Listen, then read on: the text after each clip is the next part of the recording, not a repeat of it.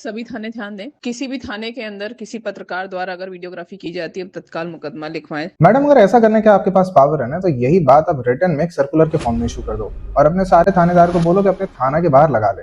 लेकिन आप ऐसा बिल्कुल नहीं करोगे, क्योंकि आपको अच्छे से पता है ऐसा करने से आप नप जाओगे। ऐसे अनऑफिशियल कम्युनिकेशन आप कर देते हो, इसका कोई रिकॉर्ड तो होता नहीं है, तो आपकी जवाबदेही तय नहीं होती है। इसीलिए आप ये unofficial communication through WhatsApp message और अदर अदर तरीके से आप कर देते हो। वो तो इत्तेफाक से ये मैसेज पब्लिक डोमेन में आ गया है। लेकिन कैमरा से आप जैसे अधिकारी को डर क्यों लगता है?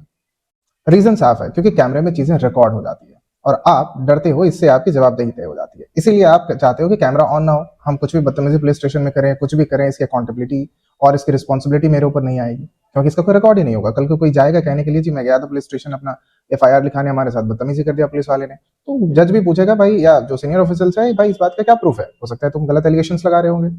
तो इसीलिए आपने सबसे अच्छा तरीका चुनते हो कि भाई कैमरा ही ऑन नहीं होने दें। जबकि सुप्रीम कोर्ट अपने कई केसेस में कह चुका है कि पूरा police station under CCTV surveillance होना चाहिए। दोस्तों, अगर आप भी कोई मुकदमा लिखाने किसी पुलिस स्टेशन में जाते हैं या कोई और भी काम से आप पुलिस स्टेशन जाते हैं और अगर आप अपना कैमरा ऑन करते हैं और पुलिस वाले आपको मना करते हैं और आपका फोन छीन लेते हैं या कोई भी बदतमीजी करते हैं, इसका सिंपल सा सोल्यूशन मैं आपको बता रहा हूँ।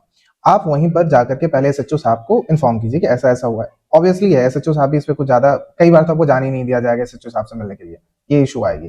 तो आप वहीं पर पुलिस स्टेशन में खड़े होकर या बाहर निकल के आप 112 नंबर पे कॉल कर दीजिए और बता दीजिए कि हम यहाँ पर आए हुए थे अपना मुकदमा लिखाने के लिए और हमारे साथ ये घटनाक्रम हुआ। इससे होता यह है कि आपका एक डीडी एंट्री में एक रिकॉर्ड आ जाता है कि फोन नंबर से हमारे पास कॉल आया था सो एंड सो कंसर्न को लेकर के। अब क्या करो, आप चले जाओ एसपी साहब के पास अपने कंसर्न को बताने के लिए, और एसपी साहब भी अगर एक्शंस नहीं ले तो कोई एक अपने एडवोकेट साहब को पकड़ो और उनको जाकर के सीजीएम साहब के पास एप्लीकेशन लगा दो सारे घटनाक्रम की। फिर सीजीएम साहब खुद ही बुला लेंगे उन्हें, जज साहब उन्हें खुद ही बुला लेंगे कि बताइए भाई क्या मसला था। हाँ दोस्तों, इसके अलावा हाई कोर्ट की, सुप्रीम कोर्ट की बिल्कुल रेमेडीज अवेलेबल है।